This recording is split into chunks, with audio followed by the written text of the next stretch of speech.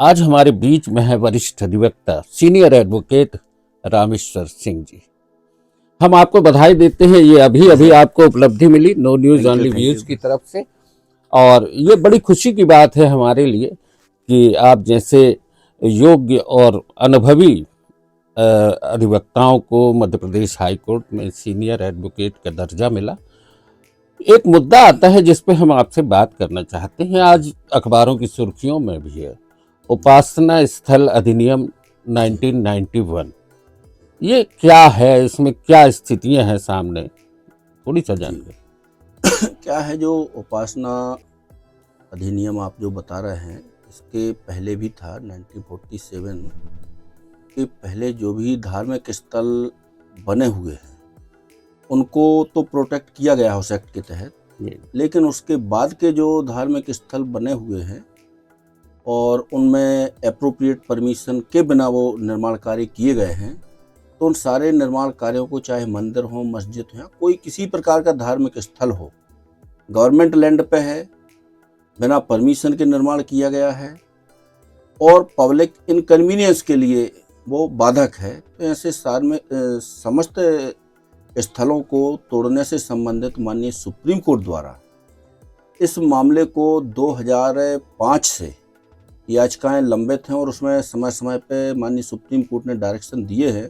प्रत्येक स्टेट में डायरेक्शन दिए हैं कि इस अधिनियम के प्रावधानों को दृष्टिगत रखते हुए जो भी अवैध धार्मिक स्थल हैं उनको हटाया जाए, ताकि आम पब्लिक को सड़क में या पार्क में या कहीं भी कोई ऐसी बाधा उत्पन्न ना हो। जैसे हम जबलपुर में देखते हैं, जबलपुर में हम 2010 के पहले का जबलपुर देखते हैं और 2010 के बाद का जबलपुर देखते हैं तो काफ़ी अंतर पाते हैं।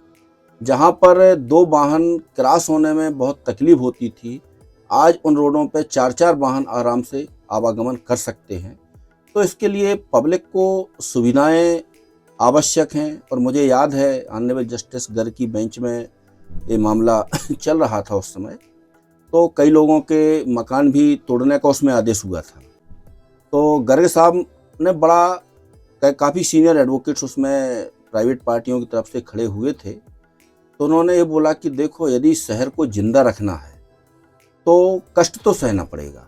भाई, ये बात सही है कि किसी की 4 फीट जगह बच रही है, किसी की 10 फीट जगह बच रही है, किसी की 3 फुट जगह बच रही है, मैं मानता हूँ वो उसके कोई काम की नहीं है। उनको जो एप्रोप्रिएट मुआवजा है वो गवर्नमेंट उनका निर्धारण करके उनको मुआवजा दे, लेकिन शहर को जिंदा रखना है तो आपको एक कष्ट सहना पड़ेगा। और धार्मिक स्थलों के अलावा जो रोडों का जो माने चौड़ाई बढ़ाई गई है उन रोडों में भी, प्राइवेट लैंड पे भी यदि मकान बने हैं तो अप्रोप्रिएट मुआवजा उनको दे करके वो मकान तोड़ करके और पब्लिक के आवागमन के लिए उचित रोड बनाए गए हैं। और जिस प्रकार से अभी आप देख रहे हैं वाहनों की संख्या बढ़ रही, जनसंख्या बढ़ रही है, तो स्वाभाविक ही कि पब्लिक इनकन्वीनियंस दूर करने के लिए आपको रोडों का चौड़ीकरण करना पड़ेगा।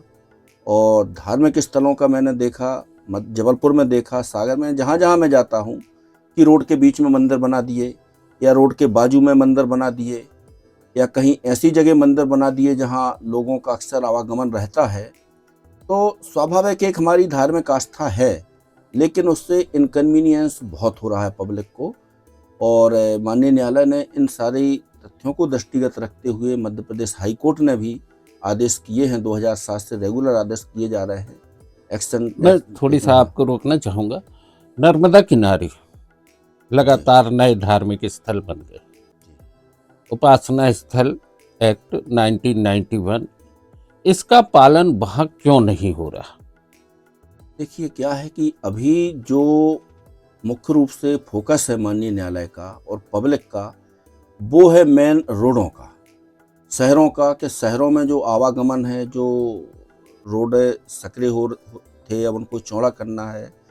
और जहाँ पे पब्लिक को इनकन्वीनियंस है, तो वहाँ पर माननीय न्यायालय का और जो पीआईएल फाइल करती है उनका यही सोचना होता है कि सबसे पहले पब्लिक इनकन्वीनियंस ना हो। और जहाँ तक नर्मदा किनारे की बात है, तो नर्मदा किनारे लोग बना रहे हैं, लेकिन वो भी रिस्ट्रिक्टेड है। 100 मीटर के दायरे में आप कोई भी ऐसा नर्मदा किनारे निर्माण नहीं कर सकते। जो फ्लड एरिया है 300 मीटर का, हाँ। उसके भीतर निर्माण कार्य वैसे भी मना किया है एनजीटी जो है उसने। बहरहाल मुद्दा ये है कि अभी लगातार देश में कुछ ऐसे मामले आ रहे हैं कि किसी खास एक धार्मिक स्थल के नीचे मंदिर होना या उसके नीचे धार्मिक पुराना वो करके जो बातें सामने आ रही हैं, आपको क्या लगता है इससे धार्मिक सौहार्द पे असर पड़ता है? देखिए, हमारा संविधान है, जो भारत का संविधान की प्रस्तावना में ही लिखा गया है कि हमारा देश सेक्युलर है। किसी धर्म विशेष को प्रोटेक्ट करने के लिए हमारा संविधान बात नहीं करता है।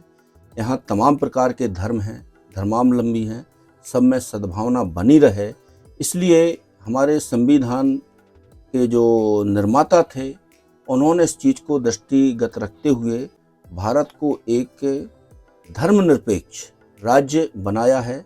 और यदि सार्वजनिक स्थानों पे, चाहे वो कोर्ट परिसर हो या थाना परिसर हो या कोई भी परिसर हो जो सार्वजनिक प्लेस है, वहाँ एक पार्टिकुलर धर्म विशेष के मंदिर, मस्जिद या जो भी स्थल का आप निर्माण करते हैं, तो मैं समझता हूँ ये नियम विरुद्ध के साथ साथ ये हमारे संविधान की मूल भावना का भी उल्लंघन है। क्योंकि आज किसी भी इंस्टीट्यूशन में किसी पार्टिकुलर कम्युनिटी के लिए कोई रिजर्वेशन नहीं है। हर इंस्टीट्यूशन में हर वर्ग के, हर समाज के व्यक्ति वहाँ पदाधिकारी हैं। जैसे आप आर्मी में देख लीजिए, मैं एक एग्जाम्पल दे रहा हूँ। आर्मी में आपको मंदिर भी मिलेगा, मस्जिद भी मिलेगी, गुरुद्वारा भी मिलेगा, चर्च भी मिलेगा। सभी धर्मों के धर्मस्थल आवश्यक रूप से बनाए जाते हैं और आर्मी में उनके पद भी हैं, धर्म गुरु के पद भी हैं, जो minimum JCO junior commission officer से वो रिक्रूटमेंट होते हैं और वो उसका पूरा जो विधि विधान से मतलब पूजा पाठ करते हैं, करवाते हैं, वो उनको ड्यूटी दी गई है और उनको एक स्मार्ट सैलरी भी दी जाती है, वही पे स्केल दिया जाता है जो बाकी अधिकारियों को दिया जाता है। तो वहाँ पर देखो आप कितना धार्मिक सौहार्द रहता है, कभी इस प्रकार की बातें नहीं आई। मध्य प्रदेश या अन्य राज्यों में आप देखो, जैसे अभी बहुत विवाद आ रहा है, आपको जानकारी ना हो, राजस्थान हाई कोर्ट में मनु महाराज की जो प्रतिमा वहाँ स्थापित की गई उसको लेकर के कई लिटिगेशन आए हैं। एक जबलपुर में भी आया है कि यहाँ पे मनु स्मृति भवन का भी लिटिगेशन शायद अभी वो कोर्ट में आया नहीं आया, लेकिन कई लोगों ने उसका विरोध किया है। तो इससे क्या है कि धार्मिक सौहार्द निश्चित रूप से बिगड़ेगा और चूँकि हमारा भारत का संविधान सभी धर्मों को प्रोटेक्ट करने की बात करता है, तो इस चीज़ को मेंटेन रखने के लिए हमारे समस्त प्रशासन को और शासन को इन बातों का ध्यान रखना चाहिए कि भारत में, प्रदेश में सभी जाति वर्ग धर्मों के लोग रहते हैं, तो किसी की भावनाओं को ठेस ना पहुँचे। और इस प्रकार से यदि अभी आपने देखा होगा कि माननीय हाईकोर्ट ने आदेश किए हैं कि जो थानों में मंदिरों का निर्माण हो रहा है, उन मंदिरों को निर्माण पर रोक लगाई हुई है। इसको लेकर के भी काफ़ी एक मध्य प्रदेश में इशू खड़ा हो गया, उस पिटीशन में काफ़ी संगठनों ने इंटरवीन किया है। तो माननीय न्यायालय की जो भावना है यही है कि चूँकि संविधान में कहीं पर भी ऐसा नहीं कहा गया है कि किसी भी सार्वजनिक स्थल पर आप किसी धर्म विशेष का प्रचार प्रसार के उद्देश्य या आस्था के उद्देश्य से आप कोई निर्माण करें।